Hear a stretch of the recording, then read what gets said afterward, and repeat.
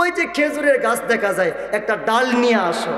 সাহাবীরা দৌড় মেরে একটা ডাল নিয়ে আসলেন। আমার নবীজি একটা ডাল দুইটা টুকরা করে দুই কবরে গেঁথে দিলেন, একটু পানি ঢেলে দিলেন। সাহাবায়ে কেরাম বললেন, ইয়া রাসূলুল্লাহ, এতক্ষণ যা করছেন যা বলছেন সব কিছু বুঝলাম, কিন্তু একটু আগে যেই কাজটা করলেন কিচ্ছুই বুঝলাম না। আমার নবীজি বলে, শুনো, এই দুনিয়ায় ছিলাম না, বর্তমানে আসি, এক সময় থাকবো না। আমাদের মেইন বাড়ি, আমাদের মূল বাড়ি, আমাদের আদি নিবাস, আমাদের আগের বাড়ি, সেটা হচ্ছে জান্নাত। বলেন সেটার নাম কি? জান্নাত। এই দুনিয়াতে যারা নামাজ পড়ে এরাও জান্নাত চায়, যারা নামাজ পড়ে না এরাও কিন্তু জান্নাত চায়, যারা আল্লাহকে মানে এরাও আল্লাহর জান্নাত চায়, যারা আল্লাহকে মানে না এরাও আল্লাহর জান্নাত চায়, যারা নাফরমানি করে এরাও আল্লাহর জান্নাত চায়, যারা এই দুনিয়ার জমিনে ফরমানদার বান্দা এরাও কিন্তু জান্নাত চায়। অর্থাৎ আপনি আল্লাহকে মানলেও জান্নাত চান, না মানলেও জান্নাত চান। আমার নবীজি ডাক দিয়ে বলেন, এ উম্মতেরা শোনো, প্রথম কে জান্নাতে যাবে? আমার উম্মতের ভিতরে এক নম্বরে সবার আগে প্রথমে কারা জান্নাতে যাবে? আমার নবীজি বলেন, আল আউয়ালু মাইয়ুদা ইলাল জান্নাতিল্লাযিনা ইয়াহমাদুনাল্লাহা ফিস সাররাই ওয়াদ দাররা।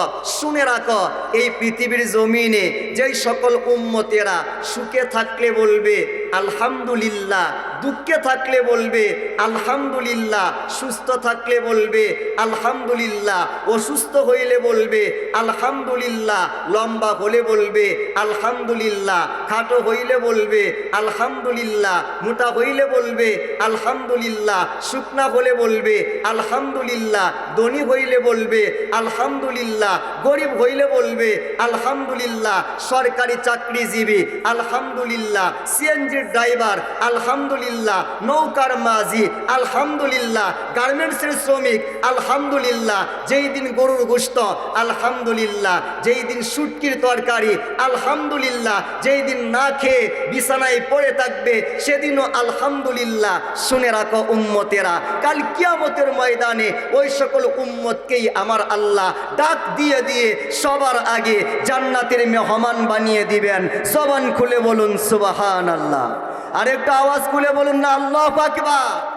সম্মানিত বাবাজিরা, এই হাদিসে মোবারকের মাধ্যমে একটাই মেসেজ আপনাকে দিচ্ছি, আপনি যদি সুস্থ থাকেন এরপরেও আলহামদুলিল্লাহ আপনাকে বলতে হবে, অসুস্থ হইলেও আপনাকে আলহামদুলিল্লাহ অবশ্যই বলতে হবে, ধনী হলেও বলতে হবে আলহামদুলিল্লাহ, গরিব হইলেও বলতে হবে আলহামদুলিল্লাহ। কারণ ধনী হওয়াটা এটা যেমন আল্লাহ পাকের দেওয়া এক প্রকারের নিয়ামত, গরিব হওয়াটাও আল্লাহ পাকের দেওয়া এক প্রকারের নিয়ামত। কথা বলেন ঠিক কিনা?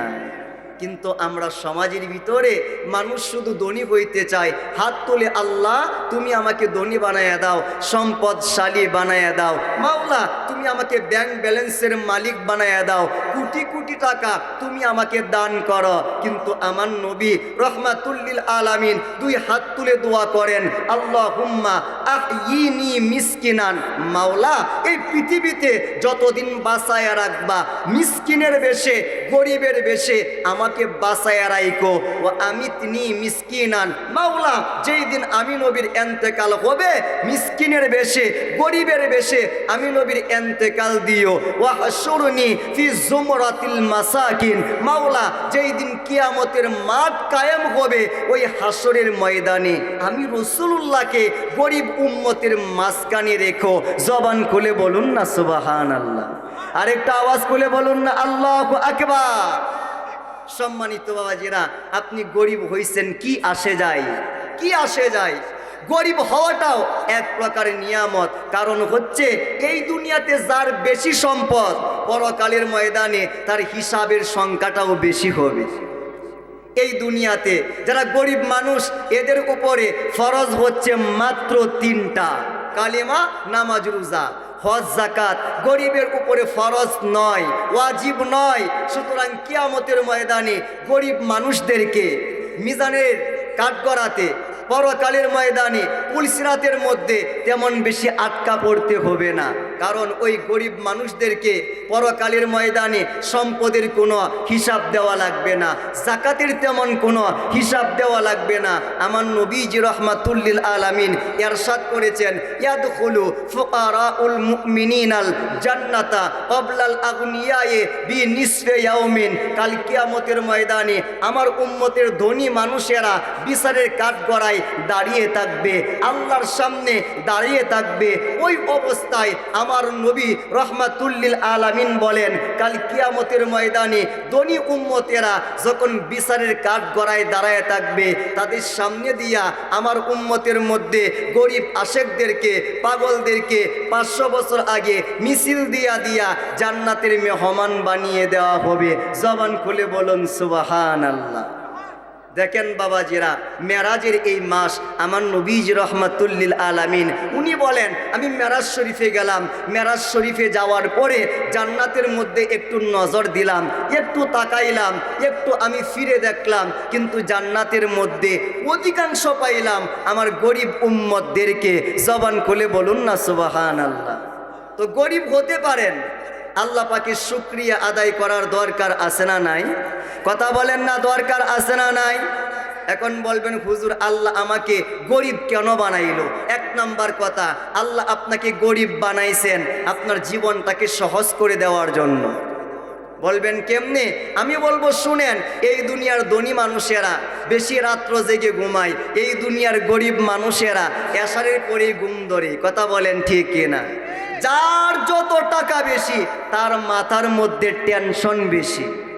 কোনো গরিব তো না খেয়ে মরে না, আর ধনী মানুষ খাইতে খাইতে এমন অবস্থা নয় যে আপনার চাইতে খুব উপরে চলে গেছে, বরং দেখা যায় বর্তমান এই সময়টার ভিতরে ধনীর চাইতে গরিবরাই বেশি খাইতে পারে। কথা বলেন ঠিক কিনা? ধনী মানুষ ডাক্তারের কাছে গেছে, ডাক্তার বলছে সব খাওয়া যাইব, মিষ্টি খাওয়ান যাইতো না। এই যে কোটি টাকার মালিক, এরপরেও আমার আল্লাহ পাক রিজিকের মধ্যে তালা মাইরা দিছেন, তুমি কোটিপতি হইতে পারবা। তোমার সামনে 6,000 টাকা ইনকাম করে গরিবেরা গরুর গোশত খাইব, তুমি খাইতে পারবা না। তোমার সামনে মিষ্টি খাইব, তুমি খাইতে পারবা না। কারণটা কি? উপরে উঠতে উঠতে পরিশ্রম করতে না করতে করতে তাদের শরীরে ডায়াবেটিসে বাসা বাঁধছে। কথা বলেন ঠিক কিনা? দেখেন এই পৃথিবীর জমিনে আপনাকে কম টাকা দিছে, মানেটা কি?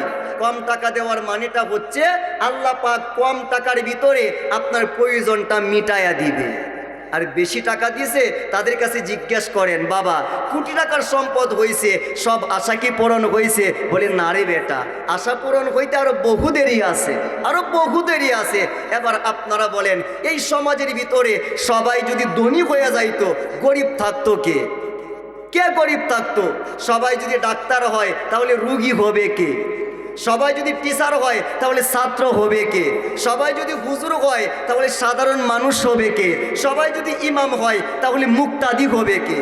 আল্লাহ পাক এই সমাজ ব্যালেন্স রাখার জন্য কাউকে ডাক্তার বানাইছেন, কাউকে আবার রুগী বানাইছেন, কাউকে আবার টিচার বানাইছেন, কাউকে আবার ছাত্র বানাইছেন, কাউকে ধনী বানাইছেন, কাউকে গরিব বানাইছেন। কিন্তু এই দুনিয়ার যারা ধনী ব্যক্তি আছে, গরিবের সাহায্য ছাড়া এরা ধনী হইতে পারে না। কথা বলেন ঠিক কিনা?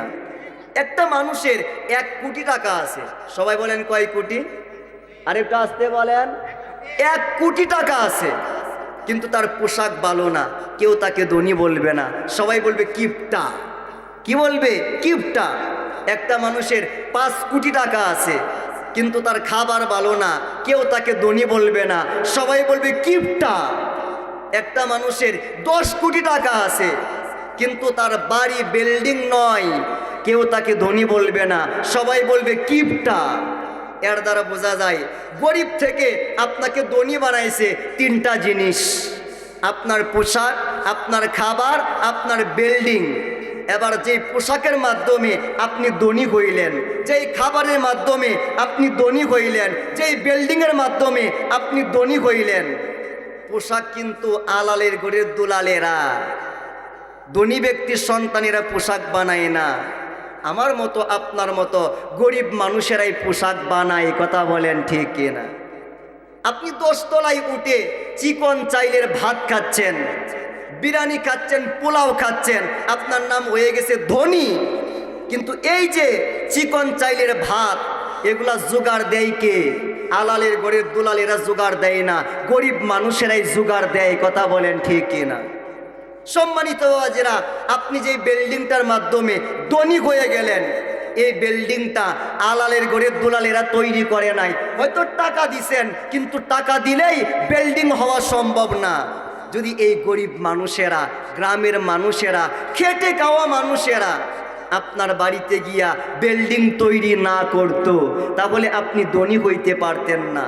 এজন্যই আমার নবীজি রহমাতুল্লিল আলামিন মা আয়েশা সিদ্দিকা আত-তাহেরা রাদিয়াল্লাহু তাআলা আনহাকে বলেন, আয়েশা, দুনিয়াতে যতদিন বাঁচবা গরিব মানুষের সাথে একটু মিলেমিশে থাকবা। আল্লাহু আকবার বলেন। হে আয়েশা, দুনিয়াতে যতদিন গরিব মানুষকে ভালোবাসবা আমার আল্লাহ পাক তোমাকে ভালোবাসবে। সুবহানাল্লাহ বলেন। তো ধনী হন আর গরিব হন, সর্ব অবস্থায় আল্লাহ পাকের শুকরিয়া আদায় করার দরকার আছে না নাই? আর একটা আওয়াজ খুলে বলুন, দরকার আছে না নাই? সম্মানিত বাবাজিরা, আমরা সব বুঝি, কিন্তু আল্লাহ পাকের মহব্বত আমরা বুঝতে চাই না। আল্লাহ পাকের মহব্বত আমরা চিন্তা করতে চাই না। এই দুনিয়াতে কত ক্যালকুলেশন করলাম, কত পরিসংখ্যান করলাম, কত হিসাব করলাম, কিন্তু আমার আল্লাহ আমাকে কত মহব্বত করে, আমার আল্লাহ আমাকে কত ভালোবাসে, এই হিসাবটা একদিনও চিন্তা করলাম না, একদিনও না। একটা মানুষকে বাঁচতে গেলে কমপক্ষে 3টা জিনিসের দরকার হয়। নাম্বার 1 পানির দরকার হয়, নাম্বার 2 খাবারের দরকার হয়, নাম্বার 3 অক্সিজেনের দরকার হয়। আপনি পানি ছাড়া বাঁচতে পারবেন না, খাবার ছাড়া বাঁচতে পারবেন না, অক্সিজেন ছাড়া বাঁচতে পারবেন না। মেডিকেল সায়েন্স বলে একটা মানুষের যদি আপনি খাবার বন্ধ করে দেন, এই মানুষটা শুধু পানির মাধ্যমে 21 দিন বাঁচতে পারবে। এবার আপনি যদি ওই মানুষটার অক্সিজেনটা, আপনি যদি ওই মানুষটার পানিটাও বন্ধ করে দেন, তাহলে এই মানুষটা শুধু অক্সিজেনের মাধ্যমে এই পৃথিবীর জমিনে একটানা 3 দিন বাঁচতে পারবে। কিন্তু আপনি একটা মানুষকে অনেক খাবার দিলেন, অনেক পানি দিলেন, অক্সিজেনটা যদি বন্ধ করে দেন, ওই মানুষটা 21 দিন বাঁচবে দূরের কথা, 3 দিন বাঁচবে দূরের কথা।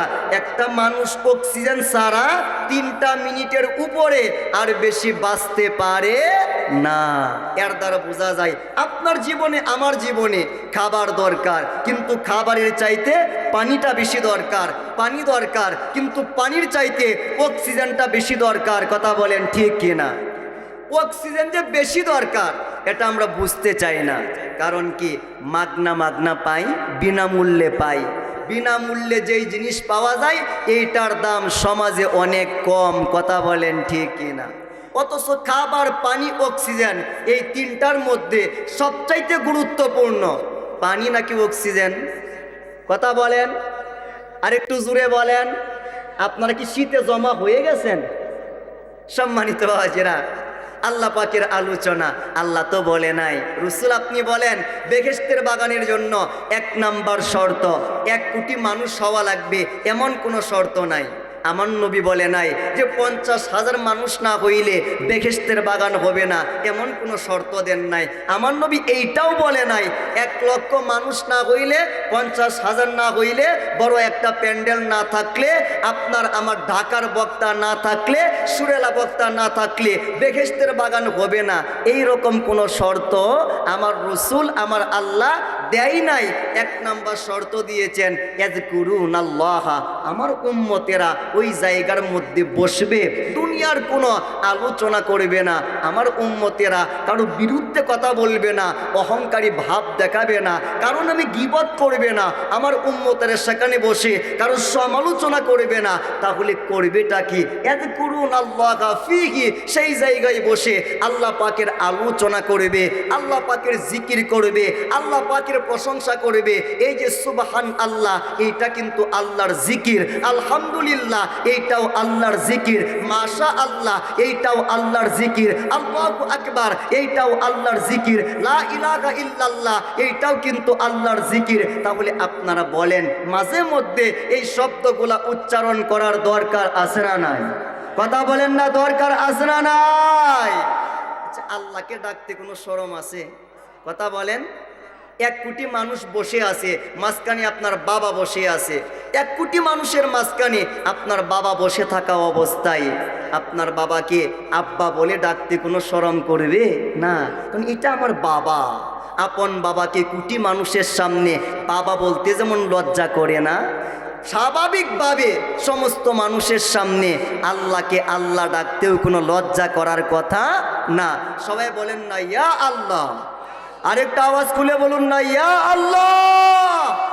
সম্মানিত বাবাজিরা, আল্লাহ পাক রব্বুল আলামিন প্রত্যেকটা মানুষকে একদিকে খাবার দেয়, আরেকদিকে পানি দেয়, আরেকদিকে অক্সিজেন দেয়। বিজ্ঞানীরা বলে প্রত্যেকটা মানুষকে আল্লাহ পাক রব্বুল আলামিন 550 লিটার অক্সিজেন দেয় প্রত্যেকটা দিন। প্রতিটা দিনে প্রত্যেকটা মানুষ 550 লিটার অক্সিজেন গ্রহণ করতেছে। এবার আপনি তো জানেন না ওই 550 লিটার অক্সিজেনের দাম কত।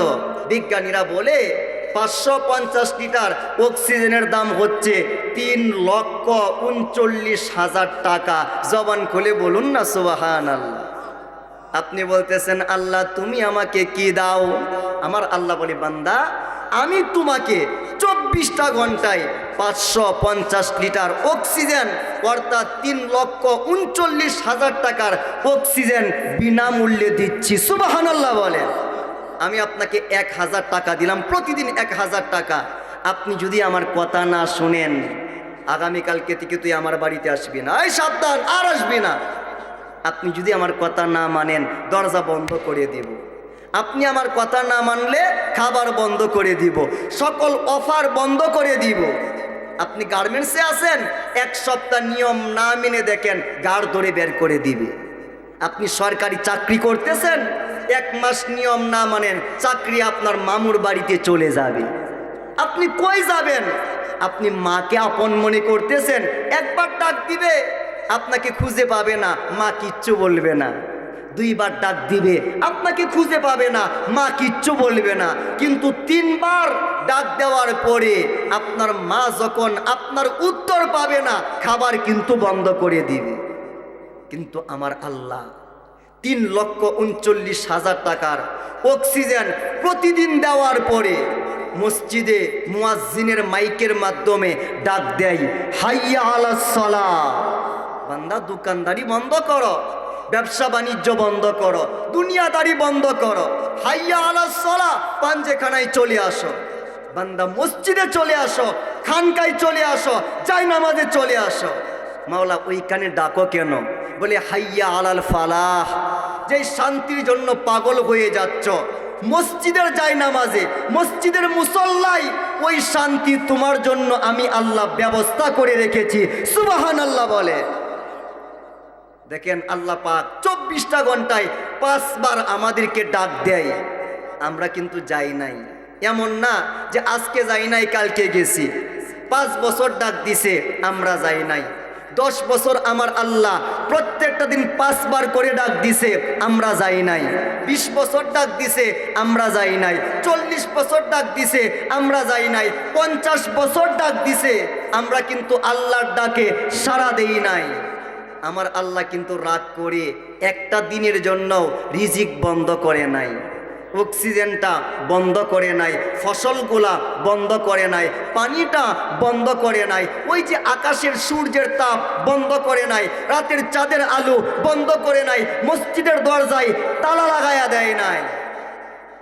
সব দরজা বন্ধ হয়ে যায় যেই দরজার কথা আপনি না মানবেন। কিন্তু আমার আল্লাহ বলি বান্দা সবাই তোমার জন্য দরজা বন্ধ করে দেয়, কেউ তোমাকে ডাক দেয় না। কিন্তু ফালাম্মা মাদা নিসফুল লাইল, রাত্র যখন গভীর হয়ে যায়, 3 ভাগের 2 ভাগ চলে যায়, শেষ ভাগ চলে আসে, ওই টাইমটার ভিতরে আমি রহমাতান ওয়া কুদরাতান ওয়া ইলমান প্রথম আসমানে চলে আসি। এসে ডাক দেই, বান্দা একটু ঘুম থেকে উঠো, যাই নামাজটা নিয়ে বসে যাও। মাওলা কেন উঠবো? আমার আল্লাহ বলে, শোনো, তুমি যত পরিমাণ গুনাহ করছো আজকে আমাকে ডাকো। মাওলা কেমনে ডাকবো? আমার আল্লাহ বলে, ওয়ালিল্লাহিল আসমাউল হুসনা ফাদউহু বিহা। বান্দারে, আমার অনেক সুন্দর সুন্দর নাম আছে। আজকে যদি আমি আল্লাহকে ইয়া আল্লাহ বলে ডাকতে পারো, ইয়া রহমান বলে ডাকতে পারো, ইয়া রহিম বলে ডাকতে পারো, ইয়া গফুর বলে ডাকতে পারো, ইয়া গফফার বলে ডাকতে পারো, ইয়া সত্তার বলে ডাকতে পারো, ইয়া হাইয়ুন বলে ডাকতে পারো, ইয়া কাইয়ুম বলে ডাকতে পারো, ইয়া হান্নান বলে ডাকতে পারো, ইয়া মান্নান বলে ডাকতে পারো। যদি ডাকতে ডাকতে এক ফোঁটা চোখের পানি বের হয়ে যায়, আই শুনে রাখো, আমি তোমার সমস্ত জিন্দেগির গুনাহগুলা মাফ করে দিব। জবান খুলে বলুন সুবহানাল্লাহ। সেই আল্লাহ পাক রব্বুল আলামিন মানব জাতির হেদায়েতের জন্য 104টা কিতাব পাঠাইছেন। এক নম্বরে রাখছে আল কোরআন। বলেন কিতাবের নাম কি?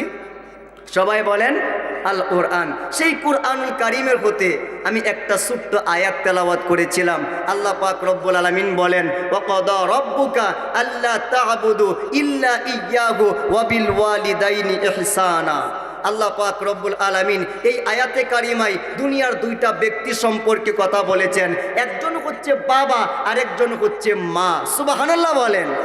আল্লাহ যদি বাবার কথা আলোচনা করতে পারেন, মায়ের কথা আলোচনা করতে পারেন, ওই আল্লাহ পাকের বান্দা হইয়া 10টা মিনিট একটু আব্বা আম্মার আলোচনা শোনার দরকার আছে না নাই? কারা কারা শুনতে চান দুই হাত তুলে দেখান। নারায়ে তাকবীর, নারায়ে রিসালাত।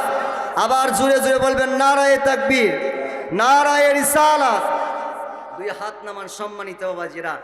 বাবা এবং মা এই শব্দ দুইটা অনেক ছোট, কিন্তু বাবার পরিচয় ছোট কোনো পরিচয় না, মায়ের পরিচয় ছোট কোনো পরিচয় না। বাবা কাকে বলা হয়? যেই ব্যক্তিটা পরিবারের স্বপ্ন পূরণ করতে গিয়ে নিজের হাজার হাজার স্বপ্নকে কবর দিয়া দেয়, ওই ব্যক্তিটার নাম হচ্ছে বাবা। বাবা কাকে বলা হয়? যেই ব্যক্তিটা পরিবারের দিকে তাকাইয়া দিন রাত এক সময় রিক্সা নিয়ে বের হয়ে যায়, সিএনজি নিয়ে বের হয়ে যায়, 2টা বাজে নৌকা নিয়ে বের হয়ে যায়, ওই ব্যক্তিটার নাম হচ্ছে বাবা। বাবা কাকে বলা হয়? যেই ব্যক্তিটা পরিবারের দিকে তাকিয়ে পরিশ্রম করতে করতে নিজের শরীরের জামাটা কোন দিক দিয়ে ছিঁড়ে ফেলছে খেয়াল রাখার টাইম নাই, ওই ব্যক্তিটার নাম হচ্ছে বাবা। বাবা কাকে বলা হয়? সন্তান পড়াশোনা করে টাকার অভাবে মাথার মধ্যে টেনশন ঢুকে গেছে, একটা হাত উপরে রেখে বলতেছে, বাবা রে, তোমার পড়াশোনা করার জন্য যদি রাস্তায় রাস্তায় ভিক্ষা করতে হয়, প্রয়োজনে ভিক্ষা করব, তোমার কোনো চিন্তা নাই, ওই ব্যক্তিটার নাম হচ্ছে বাবা। বাবা কাকে বলা হয়? যেই ব্যক্তিটা একটা জীবনে 10টা মানুষের মনের কথা শুনে, মনের ব্যথা শুনে, কিন্তু যেই ব্যক্তির মনের ব্যথা মনের কথা জীবনে কারো কাছে শেয়ার করার সময় পায় না, ওই ব্যক্তির নাম হচ্ছে বাবা। কথা বলেন ঠিক কিনা? মা শব্দটা আরো ছোট, কিন্তু মায়ের পরিচয় অনেক বেশি, অনেক বড়। মা কাকে বলা হয়? একটু চিন্তা করবেন। যিনি আপনাকে পেটের ভিতরে জায়গা দিয়েছিলেন তিনি আপনার মা। মা কাকে বলা হয়? আপনি পেটের মধ্যে থাকা অবস্থায় কয়েক হাজার বার লাথি মারছেন, এই লাথির ব্যথা নীরবে নিবৃতে যিনি সহ্য করেছিলেন তিনি আপনার মা। মা কাকে বলা হয়? আপনি যখন পৃথিবীতে আসবেন, মেডিকেল সায়েন্স বলতেছে একসাথে 19টা হাড্ডি ভেঙে গেলে যতটুকু কষ্ট, এর চাইতে বেশি কষ্ট মায়ের হয়। এই কষ্ট যিনি সহ্য করেন তিনি আপনার মা। পৃথিবীতে চলে আসছেন, আপনার চেহারা দেখার পরে আগের সমস্ত কষ্ট যিনি ভুলে যান তিনি আপনার মা। মা কাকে বলা হয়? আপনি পৃথিবীতে আসার পরে নিজের শরীর থেকে যিনি আপনার খাবারের ব্যবস্থা করেছিলেন তিনি আপনার মা। মা কাকে বলা হয়? আপনি কথা বলতে পারতেন না, একটা একটা শব্দ উচ্চারণ করে যিনি আপনাকে কথা শিখাইছিলেন, মাতৃভাষা শিখাইছিলেন তিনি আপনার মা। মা কাকে বলা হয়? আপনি হাঁটতে পারতেন না, আঙ্গুলটা ধরে ধরে এই দুনিয়ার জমিনে যিনি আপনাকে হাঁটাহাঁটি শিখাইছিলেন তিনি আপনার মা। মা কাকে বলা হয়? শীতের রাত চলে আসছে, আপনি ডান দিকে প্রস্রাব করছিলেন, যিনি আপনাকে বাম দিকে নিয়েছিলেন, আপনি বাম দিকে প্রস্রাব করছেন, যিনি প্রস্রাবের জায়গায় শুয়ে আপনাকে বুকের উপরে জায়গা দিয়েছিলেন তিনি আপনার মা। মা কাকে কাকে বলা হয়? 12টা বাজে, সকল দরজা বন্ধ হয়ে গেছে, কিন্তু 12টার পরেও যেই দরজাটা আপনার জন্য খোলা আছে সেই ব্যক্তিটার নাম হচ্ছে মা। মা কাকে বলা হয়? একটা পরিবারের জন্য সবার জন্য রান্না করার পরে, সবাইকে খাওয়ানোর পরে, খাবার থাকলে যিনি খান, না থাকলে বহু রাত বহুদিন যিনি না খেয়ে শুয়ে থাকেন, তিনি আপনার মা। মা কাকে বলা হয়? একটু চিন্তা করবেন সম্মানিত বাবাজিরা, সন্তান বিদেশে চলে গেছে, হঠাৎ করে অ্যাক্সিডেন্ট হয়ে গেছে, বাইকে ফোন দেওয়া লাগে, বন্ধুকে ফোন দেওয়া লাগে, স্ত্রীকে ফোন দেওয়া লাগে, কিন্তু এই দুনিয়ার জমিনে যেই ব্যক্তিটা বিনা টেলিফোনে সন্তানের খবর রাখতে পারে ওই ব্যক্তিটার নাম হচ্ছে মা। জবান খুলে বলুন না সুবহানাল্লাহ, আরেকটা আওয়াজ খুলে বলুন না সুবহানাল্লাহ। সেই বাবা মায়ের খেদমত অবশ্যই অবশ্যই আপনাকে করতে হবে, তা না হলে 5 ওয়াক্ত নামাজ পড়ে কোনো লাভ? কথা বলেন, কোনো লাভ না। বর্তমানে বাবা মায়ের কদর অনেক কমে যাচ্ছে। এখন আমরা শিক্ষিত হয়ে শিখে গেছি একটা মুরব্বি থাকার চাইতে 500 টাকা ঋণ ভালো, এই রকম কথা আছে না নাই? তার মানে কি, বর্তমানে মুরব্বিরা আমাদের সমাজের বোঝা হয়ে যাচ্ছে। আপনি বোঝা মনে করতেছেন, কিন্তু আমার নবীজি রহমাতুল্লিল আলামিন বলে, বান্দা দুনিয়ার দোকানে গিয়া সব পাইবা, সেখানে গিয়া যা চাইবা তাই পাবা, কিন্তু দুনিয়ার কোনো দোকানদার, দুনিয়ার কোনো ফার্মেসিওয়ালা, দুনিয়ার কোনো বিজ্ঞানী, দুনিয়ার কোনো ডাক্তার তোমাকে একটা দিনের জন্য হায়াত দিতে পারবে না, আয়ু দিতে পারবে না, বয়স দিতে পারবে না। আমার নবীজি বলেন, একটা আমলের কথা বলে যায়, মান বাররা বিওয়ালিদাইহি তুবা লাহু, যদি সেই আমলটা করতে পারো তাহলে তোমাদের হায়াত বেড়ে যাবে, বয়স বেড়ে যাবে। জবান খুলে বলুন না ইয়া রাসূলুল্লাহ, আরেকটা আওয়াজ খুলে বলুন না ইয়া রাসূলুল্লাহ। আমার নবীজি বলেন, মান বাররা বিওয়ালিদাইহি তুবা লাহু, এই দুনিয়ার জমিনে যেই সন্তান বাবার কথা মানবে, মায়ের কথা মানবে, বাবা মায়ের সঙ্গে সুন্দর ব্যবহার, সুন্দর আচরণ করবে, তুবা লাহু, আমি নবীর পক্ষ হতে ওই উম্মতের জন্য একটা সুসংবাদ, একটা পুরস্কার। ইয়া রাসূলুল্লাহ, কি সুসংবাদ, কি পুরস্কার? আমার নবীজি বলেন, জাদাল্লাহু আযজা ওয়া জাল্লা ফি উমরিহি, আমি রাসূল গ্যারান্টি দিলাম, যেই উম্মত, যেই বান্দা আব্বা আম্মার কথা মানবে, আব্বা আম্মার পথে চলবে, আব্বা আম্মার মন সন্তুষ্ট করবে, জাদাল্লাহু আযজা ওয়া জাল্লা ফি উমরিহি, আমার আল্লাহ পাক ওই উম্মতের হায়াত বাড়ায়া দিবে। সুবহানাল্লাহ বলে। তো আব্বা আম্মার দাম আছে না নাই? কথা বলেন না, আছে না নাই? আপনারা এখানে এসেছেন দুয়ার জন্য, কিসের জন্য? সবাই বলেন কিসের জন্য? দোয়ার জন্য। হুজুর একটু আমার জন্য দোয়া করবেন, সভাপতি হুজুর একটু আমার জন্য দোয়া করবেন, মসজিদের ইমাম সাহেব একটু আমার জন্য দোয়া করবেন। আমরা সবাই মিলে আপনার জন্য দোয়া করলাম। আমাদের দোয়া কবুল হতেও পারে, নাও হতে পারে, কিন্তু আমার নবীজি বলেছেন, সালাসু দাওয়াতিন মুস্তাজাবাতুল লাহুন্না লা শাক্কা ফিহিন্না। উম্মত শুনে রাখো, দুনিয়ার 3টা ব্যক্তি যদি তোমার জন্য দোয়া করে, ওই 3 ব্যক্তির দোয়া ডাইরেক্ট কবুল হয়ে যাবে। আল্লাহু আকবার বলেন। কয় ব্যক্তির দোয়া? সবাই বলেন, 3 ব্যক্তির দোয়া। 1 নাম্বার দাওয়াতুল মুসাফির, কোনো মুসাফির মানুষ যদি তোমার জন্য দোয়া করে, দোয়া কবুল হয়ে যাবে। নাম্বার 2 দাওয়াতুল মাজলুম, সমাজের ভিতরে দেখবেন গরিব যেই ব্যক্তি, এর উপরে অত্যাচার বেশি, নির্যাতন বেশি।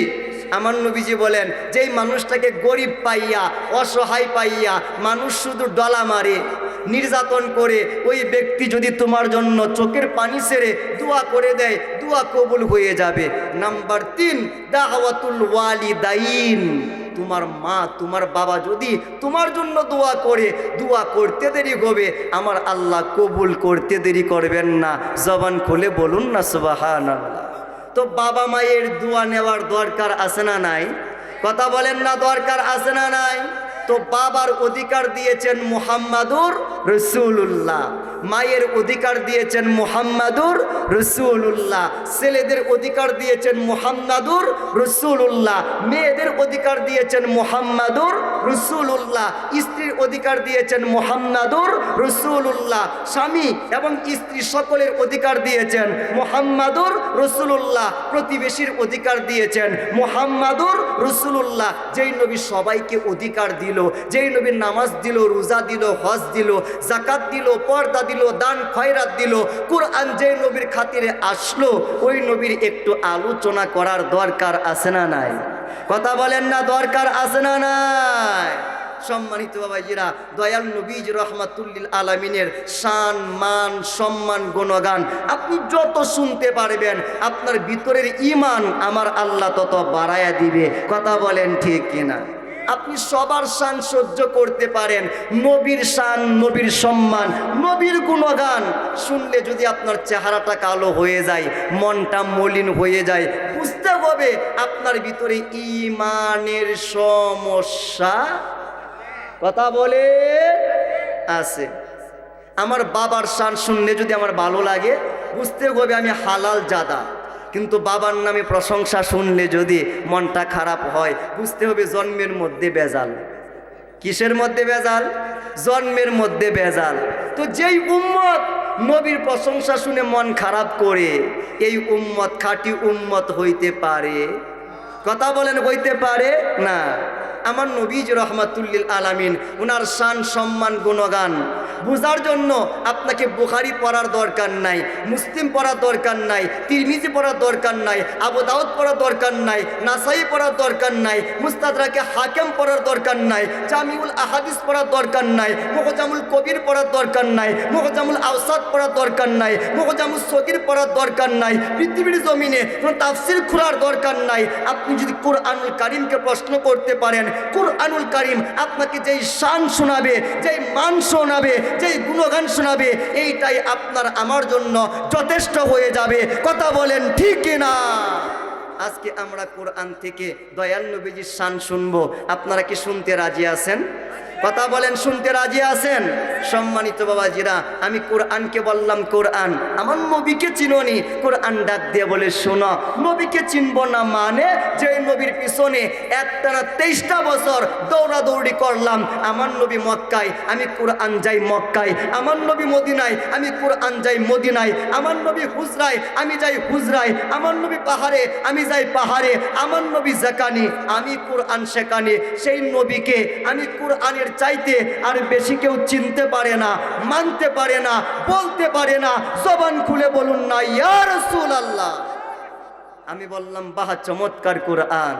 তুমি যেহেতু আমার নবীকে চিনো, নবী সম্পর্কে প্রশ্ন করি, তুমি উত্তর দিবানি। কোরআন বলে ওকে, আই এম রেডি। কোরআন বলে আমি প্রস্তুত আছি। আমি বললাম কোরআন, আমার নবীজ রহমাতুল্লিল আলামিনের নাম মুবারক কি? কোরআন বলে আসমান থেকে শুরু করব নাকি জমিন থেকে শুরু করব? আমি বললাম কোরআন আসমান থেকে শুরু করা। কোরআন ডাক দেয়া বলে মুবাশশিরাম বিরাসূলি ইয়াতি মিন বা'দি ইসমুহু আহমদ। কোরআন ডাক দেয়া বলে ও বিশ্ববাসী শুনো, আমাদের নবীজির নাম মুবারক, আসমানে ছিল আহমদ। আমি বললাম বাহ, চমৎকার। আসমানে হচ্ছে আমার নবীর নাম আহমদ, জমিনের মধ্যে আমার নবীর নাম কি? কোরআন ডাক দিয়ে বলে মুহাম্মাদুর রাসূলুল্লাহ ওয়াল্লাযিনা মাআহু আশিদ্দাউ আলাল কুফার। ও দুনিয়ার মানুষেরা শুনে রাখো, জমিনের মধ্যে আমার নবীর নাম হচ্ছে মুহাম্মদ। আমি বললাম বাহ, চমৎকার। আসমানে আহমদ, জমিনে মুহাম্মদ, এই দুইটা নাম কে রাখছে?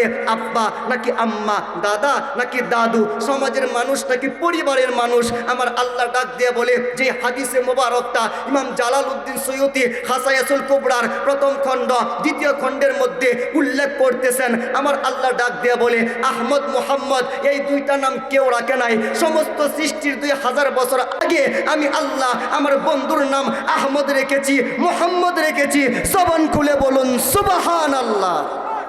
আমি বললাম কোরআন।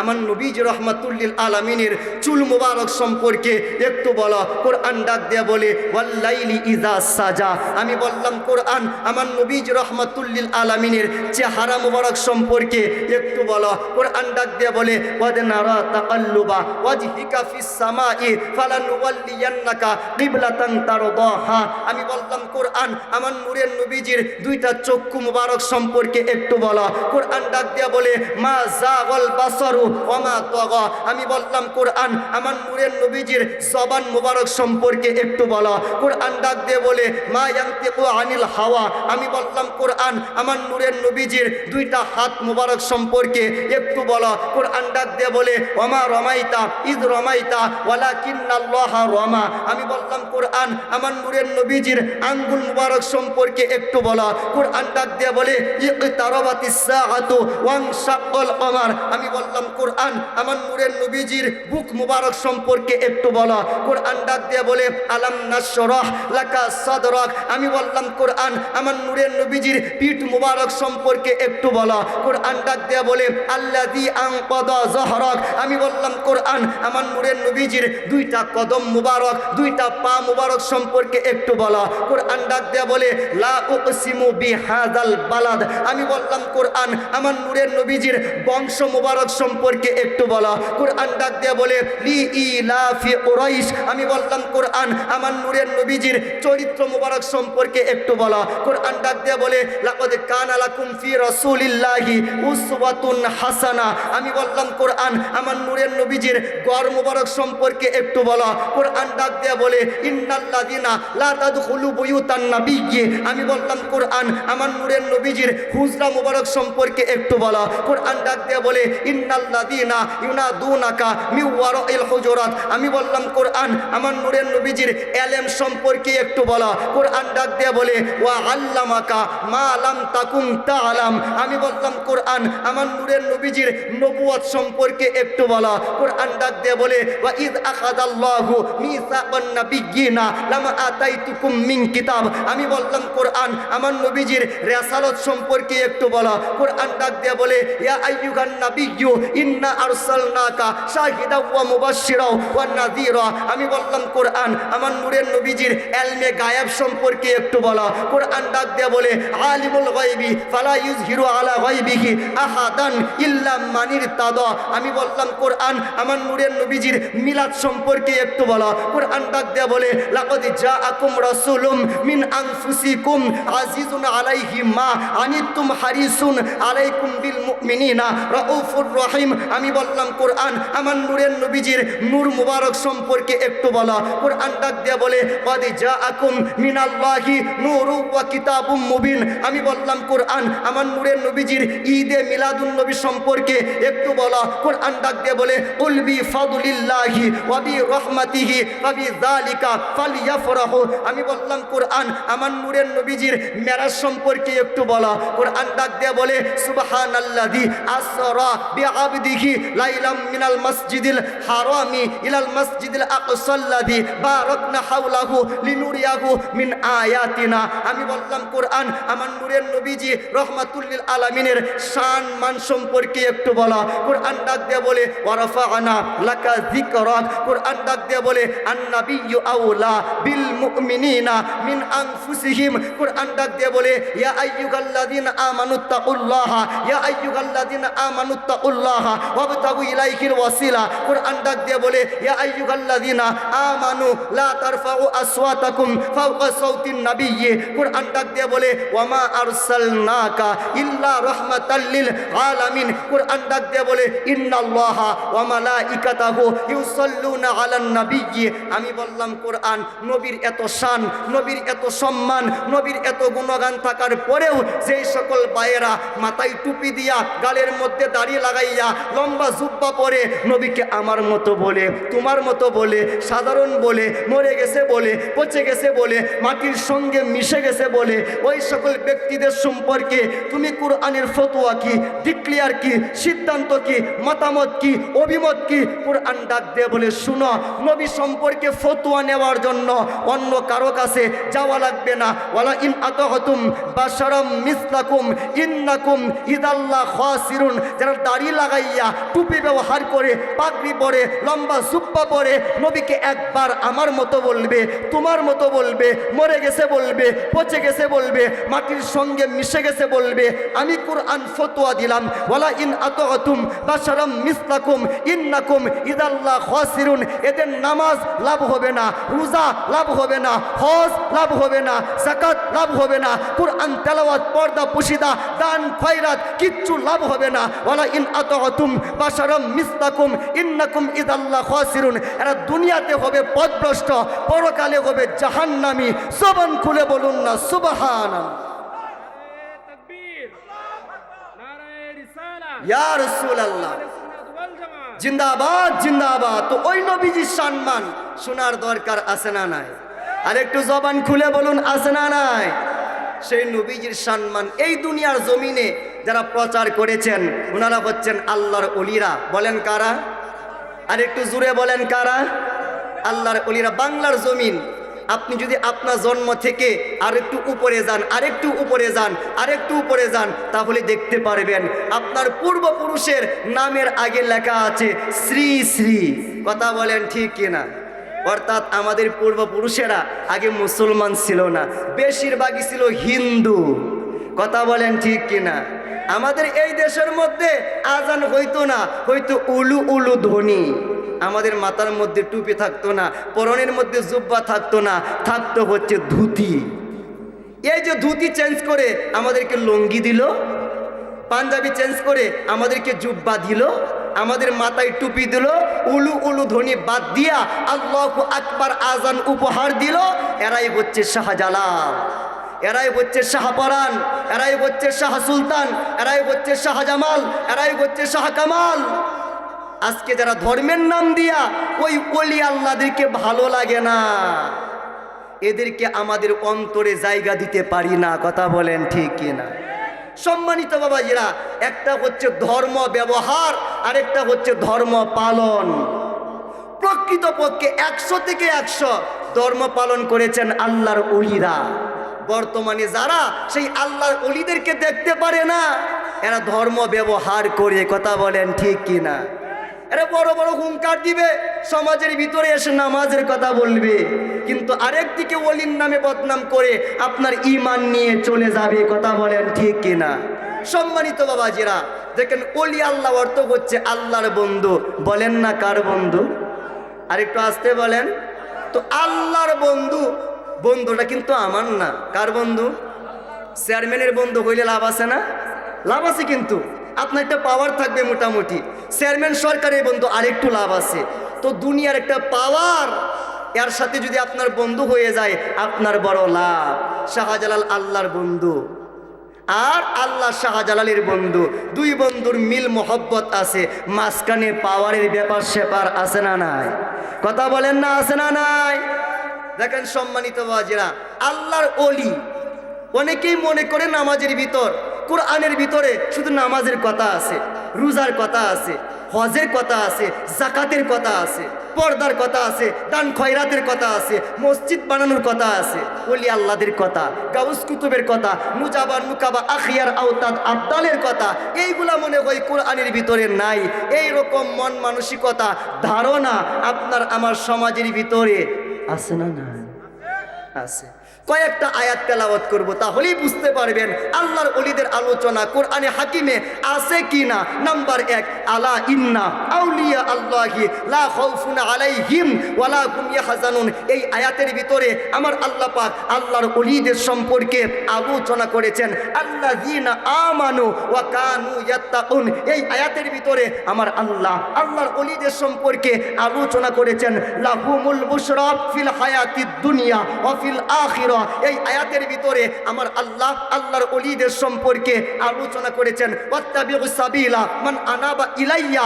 এই আয়াতের ভিতরে আমার আল্লাহ আল্লাহর ওলিদের সম্পর্কে আলোচনা করেছেন। ওয়া আল্লামনাহু মিন লাদুন্না ইলমা। এই আয়াতের ভিতরে আমার আল্লাহ আল্লাহর ওলিদের সম্পর্কে আলোচনা করেছেন। ইন্না রাহমাতাল্লাহি করিবুম মিনাল মুহসিনিন। এই আয়াতের ভিতরে আমার আল্লাহ আল্লাহর ওলিদের সম্পর্কে আলোচনা করেছেন। হাল আত্তাবিউকা আলা আন তুআল্লিমানি মিম্মা উল্লিমতা রুশদা। এই আয়াতের ভিতরে আমার আল্লাহ আল্লাহর ওলিদের সম্পর্কে আলোচনা করেছেন। আনা আতিকা বিহি ক্বাবলা আইয়ারতাদ্দা ইলাইকা তরফুকা। এই আয়াতের ভিতরে আমার আল্লাহ আল্লাহর ওলিদের সম্পর্কে আলোচনা করেছেন। ফাবি ইজ্জাতিকা লা আবুবিয়ান্নাকুম আজমাইনা। এই আয়াতের ভিতরে আমার আল্লাহ আল্লাহর ওলিদের সম্পর্কে আলোচনা করেছেন। ইয়া আইয়াতুহান নাফসুল মুতমাইন্নাহ ইরজিই ইলা রাব্বিকি রাদিয়াতাম মারদিয়া। এই আয়াতের ভিতরে আমার আল্লাহ আল্লাহর ওলিদের সম্পর্কে আলোচনা করেছেন। তাতা জাফা জুনুবুহুম আনিল মাদাজি। এই আয়াতের ভিতরে আমার আল্লাহ আল্লাহর ওলিদের সম্পর্কে আলোচনা করেছেন। আমাইয়ুতিল্লাহ ওয়ার রাসূলা ফাউলাইকা মাআল্লাযিনা আনআমাল্লাহু আলাইহিম মিনান নাবিয়্যিনা ওয়াস সিদ্দিকিনা ওয়াস শুহাদাই ওয়াস সালিহিন। এই আয়াতের ভিতরে আমার আল্লাহ আল্লাহর ওলিদের সম্পর্কে আলোচনা করেছেন। আমি ছোট্ট মানুষ, এলেমে কালামে হেলেমে কম হইতে পারি, এরপরেও কমপক্ষে 15টা আয়াত তেলাওয়াত করেছি। সেই আয়াতগুলোর ভিতরে আমার আল্লাহ ওলি আল্লাহদের কথা, গাউস কুতুবের কথা, নুজাবা নুকাবা আখিয়ার আওতাদ আবদালের কথা আলোচনা করেছেন। এর দ্বারা বোঝা যায় 30 পারা কোরআনের ভিতরে আল্লাহর ওলিদের আলোচনা অবশ্যই আছে, কিন্তু সবাই পাবে না। কারা পাবে? অমাইয়ুদলিল ফালান তাজিদা লাহু ওয়ালিয়াম মুরশিদা। আমার আল্লাহ রহমত করে যার জন্য হেদায়েতের দরজা খুলে দিয়েছেন, একমাত্র তারাই ওলি আল্লাহ পাবে, বায়াত হবে, দরবারে যাবে, ওলি আল্লাহকে মানবে, সম্মান করবে। কিন্তু আমার আল্লাহ যার কপালে হেদায়েত রাখে নাই, কলবের মধ্যে সিল মেরে দিয়েছে, খতম মেরে দিয়েছে, ওই ব্যক্তির নামাজ পড়বে কিন্তু ওলি আল্লাহ পাবে না, রোজা রাখবে ওলি আল্লাহ পাবে না, কুরআন পড়বে ওলি আল্লাহ পাবে না। কথা বলেন ঠিক কিনা? ওলি আল্লাহ পাইতে গেলে ভাগ্য লাগে, বলেন না কি লাগে? আর একটু জোরে বলেন কি লাগে? ভাগ্যবান যারা ওলি আল্লাহ পায় তারা। দেখেন আমার রাসূলুল্লাহ, আমি প্রথমেই কিন্তু সুন্নতের কথা বলেছি। কিসের কথা? সুন্নতের কথা। আমার নবীজি 2 প্রকার সুন্নত রেখে গেছেন। একটা হচ্ছে বাহিরের সুন্নত, আর একটা হচ্ছে চরিত্রের সুন্নত। বাহিরের সুন্নত কোনটা? আপনি টুপি দিলেন, এটা বাহিরের সুন্নত। আমি দাড়ি রাখলাম, এটা বাহিরের সুন্নত। লম্বা জুব্বা পরলাম, এটা বাহিরের সুন্নত। খাবার আগে বিসমিল্লাহ, বাহিরের সুন্নত। খাবার শেষ আলহামদুলিল্লাহ, বাহিরের সুন্নত। কিন্তু চরিত্রের সুন্নত, আমার নবীজি জীবনেও মিথ্যা কথা বলেন নাই, এটা হচ্ছে চরিত্রের সুন্নত। আমার নবীজি জীবনে কারো মনে কষ্ট দেয় নাই, এটা হচ্ছে চরিত্রের সুন্নত। আমার নবীজি জীবনে কাউকে প্রতারণা করে নাই, এইটা হচ্ছে চরিত্রের সুন্নত। আমার নবীজি জীবনে কোনো লাশ পোড়াইয়া দেয় নাই, এইটা হচ্ছে চরিত্রের সুন্নত। সমাজের ভিতরে উপরে সুন্নতগুলো আছে, কিন্তু মনের মধ্যে কষ্ট না দেওয়া, খাবারের মধ্যে বেজাল না ঢুকানো, মানুষের সঙ্গে প্রতারণা না করা, এই সুন্নতগুলো সমাজের ভিতরে নাই।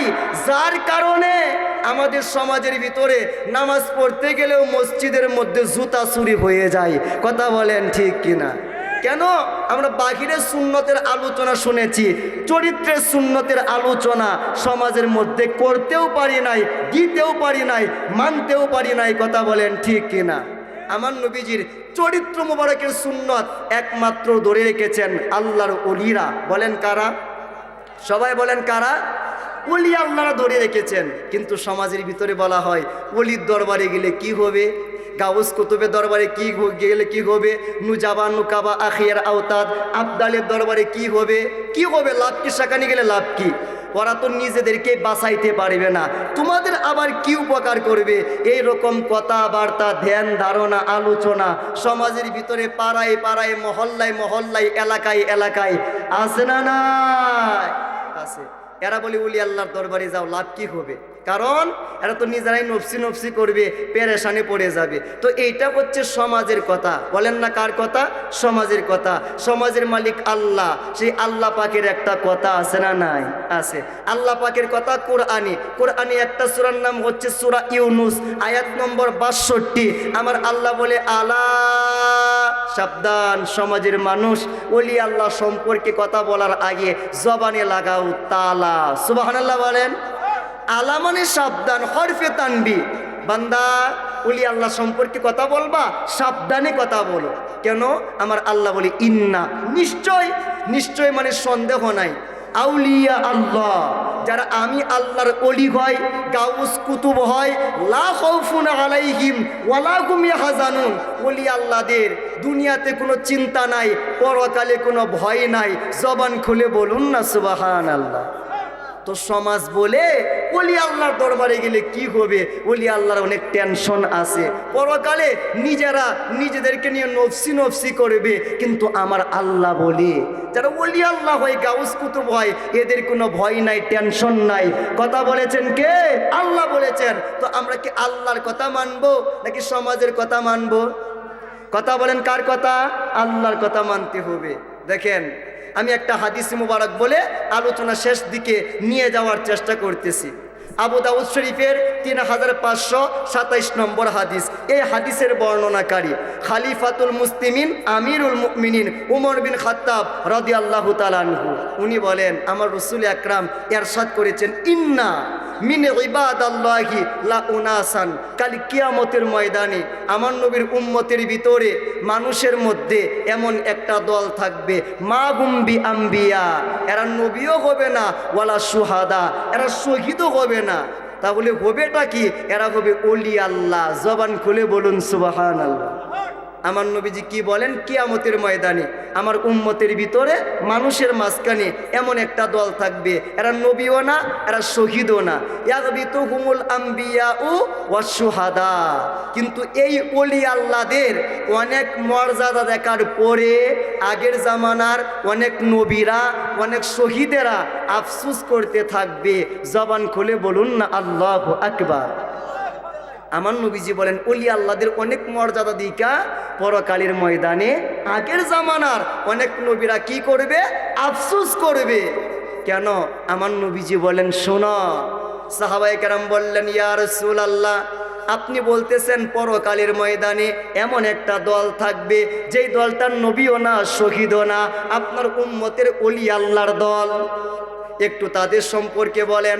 আমার নবীজি বলেন, হুম কওমুন তাহাব্বু বিরূহিল্লাহ, তারা এমন একটা দল, ওলি আল্লাহর দলেরা মূলত, আমার নবী বলতেছে, হুম কওমুন তাহাব্বু বিরূহিল্লাহ, এরা মূলত মানুষকে ভালোবাসে আধ্যাত্মিক কারণে, রুহানি কারণে। সুবহানাল্লাহ বলেন। জীবনে কোনোদিন বড় পীর আব্দুল কাদের জিলানীকে আপনি দেখেন নাই, এরপরে মোহব্বত করেন একমাত্র আধ্যাত্মিক কারণে। বলেন কি কারণে? আধ্যাত্মিক কারণে। খাজা বাবা মাইনুদ্দিন চিশতি রহমাতুল্লাহ আলাইহি, উনাকে জীবনে কখনো দেখেন নাই, এরপরে মোহব্বত করেন রুহানি কারণে। বাহাউদ্দিন নকশেবন্দি রহমাতুল্লাহ আলাইহি, উনাকে জীবনে দেখেন নাই, এরপরে মোহব্বত করেন একমাত্র আধ্যাত্মিক কারণে। মুজাদ্দেদ আল ফেসানি রহমাতুল্লাহ আলাইহি, উনাকে জীবনে দেখেন নাই, এরপরে মোহব্বত করেন আধ্যাত্মিক কারণে। শাহজালাল, শাহপরান, শাহজামাল, শাহ কামাল, শাহ সুলতান, শাহ আমানত, শাহ মাকদুম, এরকম ওলি আল্লাহদেরকে জীবনে কখনো দেখেন নাই, এরপরে মোহব্বত করেন একমাত্র আধ্যাত্মিক কারণে। আমার নবীজি বলেন, ফা ওয়াল্লাহি, আল্লাহর কসম। বলেন না কার কসম? আল্লাহর কসম। ইন্না ওয়ুজুহাহুম লা নূরুন, কাল কিয়ামতের ময়দানে আমার উম্মতের ওলিদের চেহারা হবে নূরের চেহারা। সুবহানাল্লাহ বলেন। কিসের চেহারা? নূরের চেহারা। সমাজ কি বলে? ওলি আল্লাহর কোনো উপায় নাই, কাছে গেলে কোনো লাভ নাই, পরকালে কোনো গতি নাই। কিন্তু আমার নবীজি বলেন, ফা ওয়াল্লাহি, আল্লাহর কসম, ইন্না ওয়ুজুহাহুম লা নূরুন, কিয়ামতের ময়দানে আমার উম্মতের ওলিদের চেহারা হবে নূরের চেহারা। বলেন কিসের চেহারা? নূরের চেহারা। ওয়া ইন্নাহুম আলা নূরিন, আল্লাহ পাক কিয়ামতের ময়দানে আমার উম্মতের ওলিদের জন্য নূরের মিম্বর বানায় রাখবে। আল্লাহু আকবার বলবেন না? তো আমার রসুলের কথা আর সমাজের কথা কি মিলছে? বড় বড় মুল্লাদের কথা কি মিলছে? মিলে নাই। কারণটা কি? এরা কোরআন হাদিস থেকে কথা না বললেও আব্দুল ওয়াহাব নজদির ট্যাবলেট খাইয়া সমাজের ভিতরে ওলি আল্লাহর বিরুদ্ধে কথা বলে। কথা বলেন ঠিক না?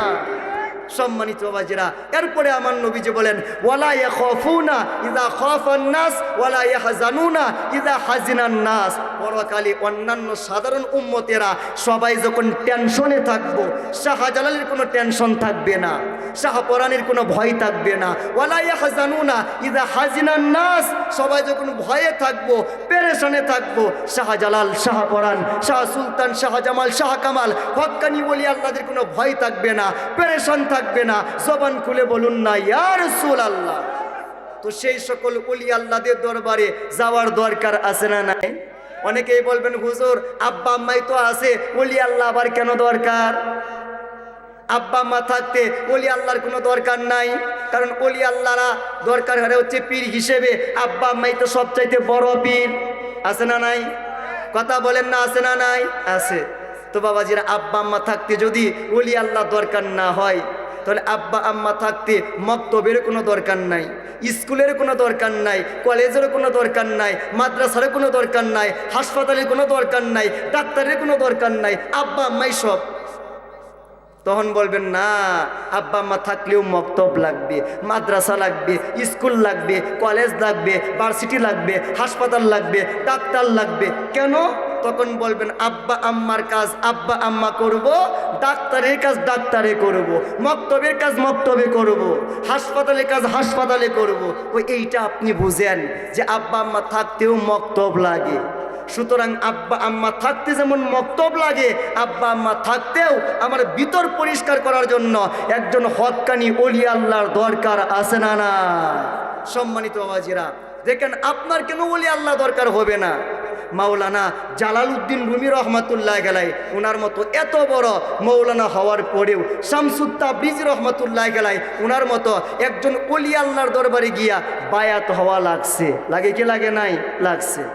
আপনি কত বড় ইমাম হইছেন, ইমাম ফখরুদ্দিন রাজি রহমাতুল্লাহ আলাইহি, উনার মতো এত বড় ইমাম হওয়ার পরেও নাজিমউদ্দিন কুবরার মতো একজন ওলি আল্লাহর দরবারে গিয়া বায়াত হওয়া লাগছে। আপনি কত বড় ডিগ্রিধারী হয়ে গেছেন, ইমাম গাজ্জালি রহমাতুল্লাহ আলাইহি, উনার মতো এত বড় ইসলামিক ফিলোসফার দার্শনিক হওয়ার পরেও, হুজ্জাতুল ইসলাম হওয়ার পরেও আবু আলী ফারমুদি তুসির মতো একজন ওলি আল্লাহর দরবারে গিয়া বায়াত হওয়া লাগছে, ওলি আল্লাহর দরবারে যাওয়া লাগছে। এত বড় বড় ইমাম, বড় বড় মুফাসসির, বড় বড় মৌলানা, ওনাদের যদি একজন ওলি আল্লাহর দরবারে যাওয়া লাগে, আপনার মতো নাদান, আমার মতো মিসকিন অসহায়ের ভিতর ঠিক করার জন্য, আমাদের মনটা নামাজের মধ্যে রাখার জন্য, মনের ভিতর থেকে হিংসা, অহংকার, কাম, ক্রোধ, মায়া, মৎসর্য, মোহ এগুলো বের করে ভিতর সাফ করার জন্য, নূরে এলাহি, ফানাফি শাইখ, ফানাফি রসুল, ফানাফিল্লাহ অর্জন করার জন্য, উরুসায়ের বাকাবিয়ত অর্জন করার জন্য একজন ওলি আল্লাহর দরকার আছে না না? ওলি আল্লাহরা আমাদেরকে পবিত্রতা শিক্ষা দেয়, শরীরের পবিত্রতা, ভিতরের পবিত্রতা, নিয়তের পবিত্রতা, চিন্তার পবিত্রতা, পোশাকের পবিত্রতা। একটা হাদিস বলে আলোচনা শেষ করে দিচ্ছি। বুখারী শরীফের কিতাবুল জারিদি আলাল কবরে এখানে একটা হাদিস এসেছে, মাররান নাবিয়্যু সাল্লাল্লাহু আলাইহি ওয়া আলিহি ওয়াসাল্লামা, আমার নবীজি সাহাবায়ে কেরাম সহকারে মদিনা শরীফের একটা বাগানের মাঝখান দিয়ে যাইতেছেন। যেই বাগানের মাঝখান দিয়ে যাইতেছেন, ওই রাস্তার দুই পাশে দুইটা কবর, একটা হচ্ছে নারীর কবর আর একটা হচ্ছে পুরুষের কবর। আমার নবীজি দুইটা কবর দেখার সঙ্গে সঙ্গে বলে দিলেন, সাহাবীরা এই দুইটা কবরের ভিতরে জাহান্নামের শাস্তি হইতেছে। জবান খুলে বলুন সুবহানাল্লাহ। সম্মানিত বাবাজিরা, কবরের ভিতরে শাস্তি হইলে কেউ কি সুবহানাল্লাহ কয় না? আমি কেন বললাম, আপনাদেরকে কেন বলাইলাম, উত্তরটা দেয়া যায়। কবরের ভিতরে শাস্তি বইতেছে, মূলত এই কারণে সুবহানাল্লাহ বলি নাই। তাহলে কেন বলছি? আমার মতো কত মোল্লা জীবনে কত শত কবরের পাশ দিয়া গেছি, কবরের সাইড দিয়া গেছি, আজ পর্যন্ত বলতে পারলাম না কোন কবরে শাস্তি হয়, কোন কবরে আরাম হয়। কিন্তু আমার নবীজি দুইটা কবর দেখার সঙ্গে সঙ্গে বলে দিয়েছেন এই দুই কবরে শাস্তি হয়। এর দ্বারা বোঝা যায় আমার নবী মাটির উপর দিয়ে হাঁটলে কি হবে, মাটির নিচে কি হয়, এইটা আমার নবী শুনতেও পারে, দেখতেও পারে, বলতেও পারে। কথা বলেন ঠিক না? যারা বলবেন নবী আমার মতো, বাড়িতে দাওয়াত দিবেন, গরুর গোশত খাওয়াইবেন, মুরগের রান খাওয়াইবেন, সুন্দর করে মাথায় তেল দিবেন, পকেটে 500 টাকা দিবেন। এত কিছু আদর আপ্যায়নের পর কবরস্থানে গুরুস্থানে নিয়ে যাবেন, গিয়ে বলবেন হুজুর এইটা আমার বাবার কবর, পাশেরটা দাদার কবর, সাইডেরটা চাচার কবর, একটু দয়া করে বলেন কোন কব্বরে শাস্তি হয়, কোন কব্বরে হয় না। যদি বলতে না পারে ওই জায়গায় দাঁড় করায়া তওবা করাইবেন। মৌলানা বলো জীবনে কোনোদিন নিজেকে নবীর মতো বলা যাবে না। যদি নবীর মতো হও তাহলে আজকে বলতে হবে কোন কবরে শাস্তি হয়। যদি বলতে না পারে চাকরি ক্যান্সেল। কথা বলেন ঠিক কিনা? আমার নবী আঙ্গুল দিয়ে ইশারা করলে আকাশের চাঁদ 2 টুকরা হয়ে যায়। আমার নবী রহমাতুল লিল আলামিন আঙ্গুল দিয়ে ইশারা করলে মাগরিবের সূর্য মৌলা আলীর জন্য আসরের টাইমে চলে আসে। সেই নবী রহমাতুল লিল আলামিনের থুতু মুবারক সাহাবায়ে কেরাম হাতের মধ্যে নিয়ে মুখের মধ্যে মালিশ করে জান্নাতের আশায়। সেই নবী রহমাতুল লিল আলামিনের রক্ত মুবারক উহুদের ময়দানে মালিক ইবনে সিনান পান করে একমাত্র মহব্বতের খাতিরে। সেই নবী রহমাতুল লিল আলামিনের গাম মুবারক মা উম্মে সুলাইম মেয়ের বিয়ের অনুষ্ঠানে আতর হিসেবে ব্যবহার করে। সেই নবী রহমাতুল লিল আলামিনের বাবার মতো আমাদের কারো বাবা না, সেই নবীর মায়ের মতো আমাদের কারো মা না, সেই নবীর বংশের মতো আমাদের কারো বংশ না, সেই নবীর মর্যাদার মতো দুনিয়ার কারো মর্যাদা না। সেই নবী রহমাতুল লিল আলামিনের শরীয়ত আপনার শরীয়ত আকাশ পাতাল ব্যবধান।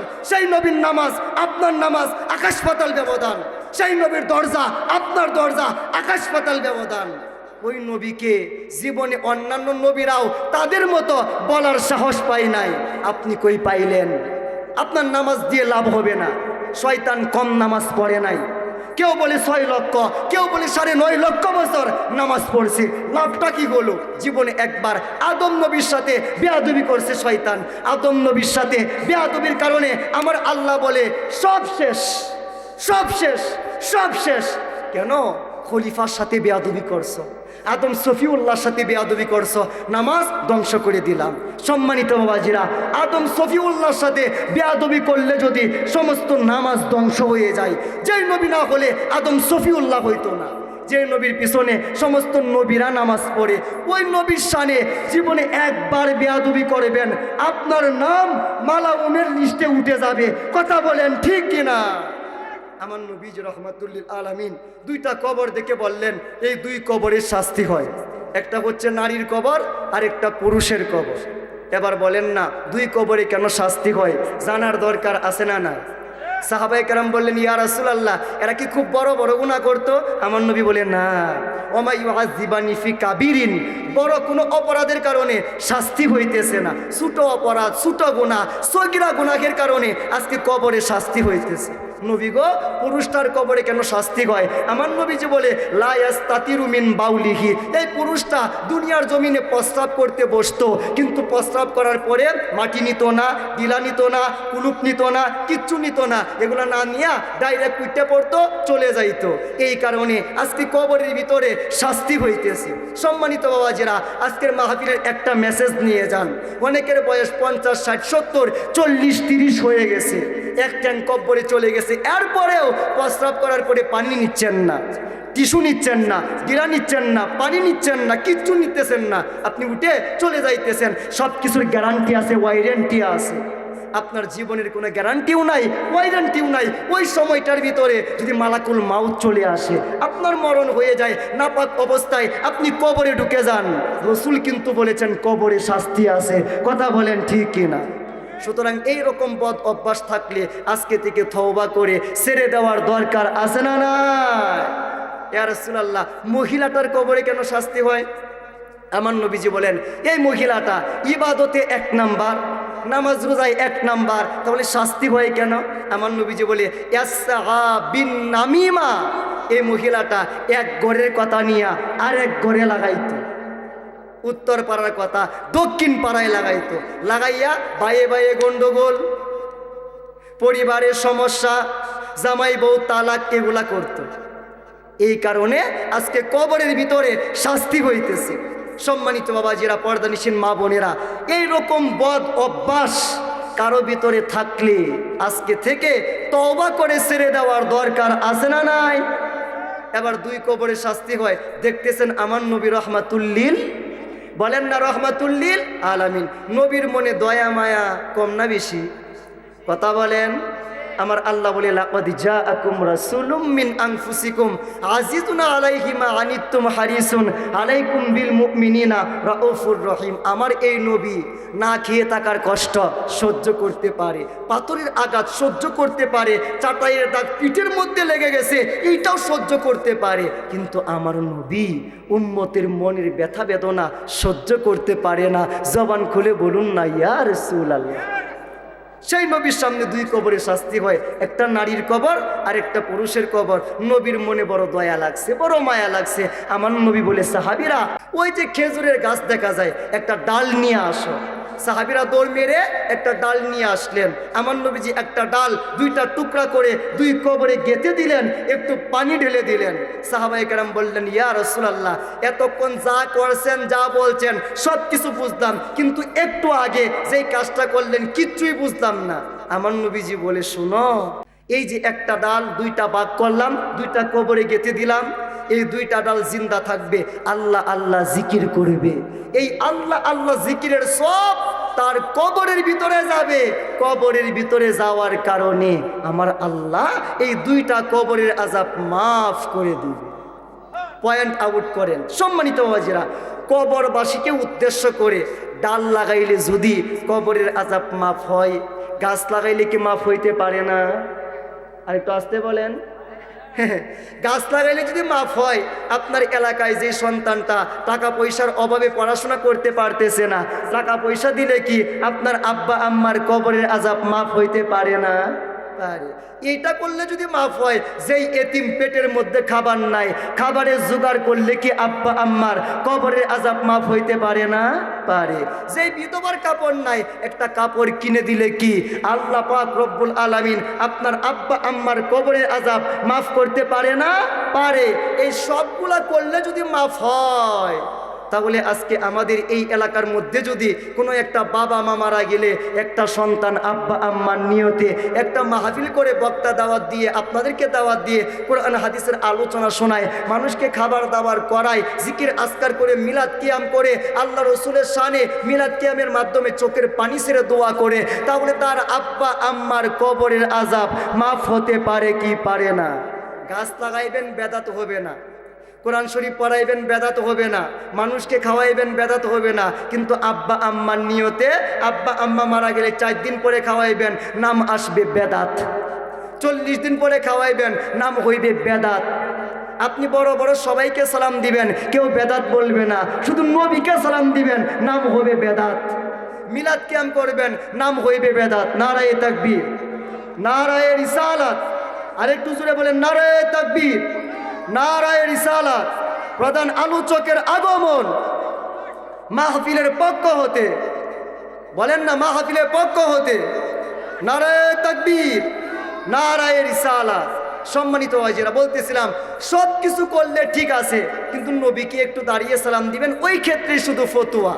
তো বেদাত কাকে বলে এটা আপনাকে বুঝতে হবে। একটা সহজ সংজ্ঞা, নবীজির জামানায় যেই জিনিসটা ছিল না, বর্তমানে যেইটা আছে ইবাদতের নামে, সেইটার নাম হচ্ছে বেদাত। সেটার নাম কি? বেদাত। এই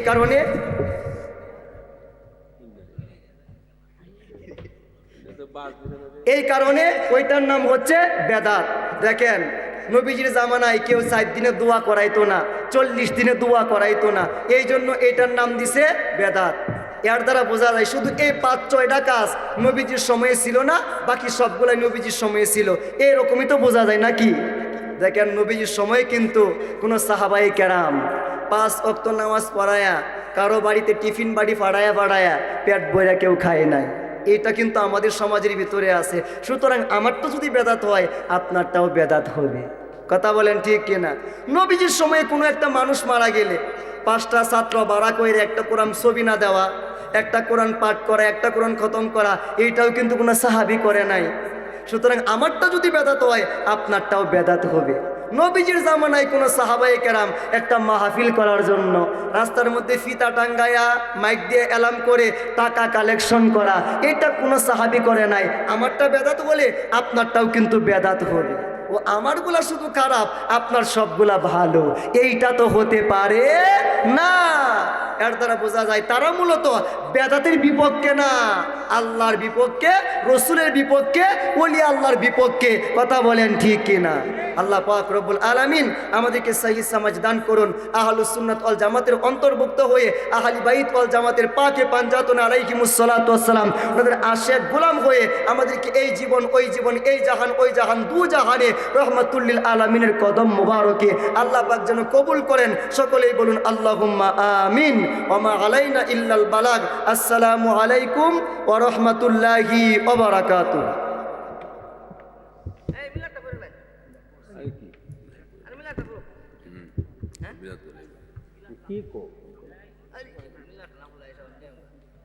তুমি যাবে একবার রাতে মিলাদ করে না। আলহামদুলিল্লাহ।